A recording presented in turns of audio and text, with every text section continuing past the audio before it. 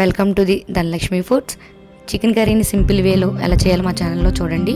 దీనికి కావాల్సిన ఐటమ్స్: ఉల్లిపాయలు, కారం, ఉప్పు, అల్లం వెల్లుల్లి పేస్ట్, పచ్చిమిరపకాయలు, కొత్తిమీర, నూనె. కడుక్కుని పెట్టుకున్న చికెన్లో ఉప్పు, కారం, కొత్తిమీర వేసుకుని బాగా కలుపుకోవాలి. స్టవ్ ఆన్ చేసి కలుపుకున్న మిశ్రమం అంతా స్టవ్ మీద పెట్టుకుని మూత పెట్టి 10 minutes ఉడకనివ్వాలి.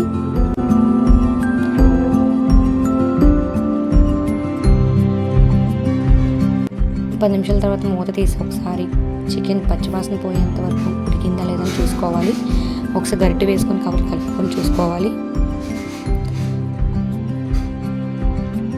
కింద మాడిందా లేదా అని చూసుకోవాలి, లేదంటే మాడిపోతుందండి. ఈ మిశ్రమాన్ని పక్కన పెట్టుకొని మళ్ళీ స్టవ్ ఆన్ చేసి ప్యాన్ పెట్టి 2 tablespoons ఆయిల్ వేయాలి. వేడైన ఆయిల్లో ఆనియన్స్ వేసి పచ్చిమిరపకాయలు,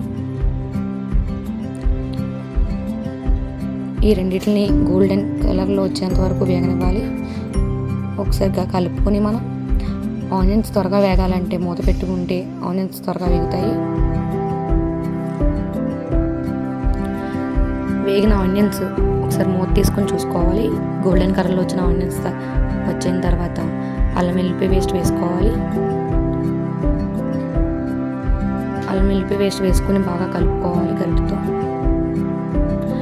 మొత్తం ఒకసారి బాగా కలుపుకొని ఒకసారి మూత పెట్టుకోవాలి ఒక 2 నిమిషాలు. అల్లం వెల్లుల్లి పేస్ట్ పచ్చివాసన పోయిందా లేదా అని ఒకసారి మనం మూత తీసుకొని చూసుకోవాలి. పచ్చివాసన పోయిన అల్లం వెల్లుల్లి పేస్ట్లో ఆల్రెడీ మనం ఉడకబెట్టుకుని పక్కన పెట్టుకున్న చికెన్ కొంచెం కొంచెంగా వేసుకోవాలి. కొంచెం కొంచెంగా మొత్తం అంతా చికెన్ వేసుకుని కలుపుకోవాలి. చికెన్ని ఉల్లిపాయ అల్లం వెల్లుల్లి పేస్ట్ అన్నీ బాగా పట్టేలా కలుపుకోవాలి. అప్పుడు అల్లం వెల్లుల్లి పేస్ట్ అంతా చికెన్కి బాగా పడుతుంది.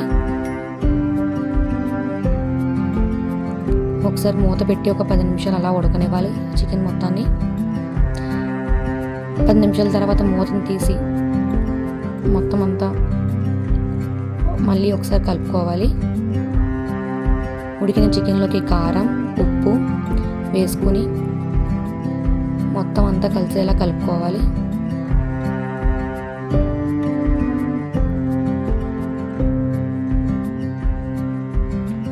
మొత్తం బాగా ఉప్పు కారం పట్టి ముక్కలకి పట్టేలా కలుపుకొని మొత్తం ముక్కలన్నిటికీ కలిసేలా కలుపుకోవాలి. పైన కొంచెం కొత్తిమీర జల్లుకొని 2 నిమిషాలు మూత పెట్టుకోవాలి. స్టవ్ని హై ఫ్లేమ్లో పెట్టుకుని 2 నిమిషాల తర్వాత మూత తీసి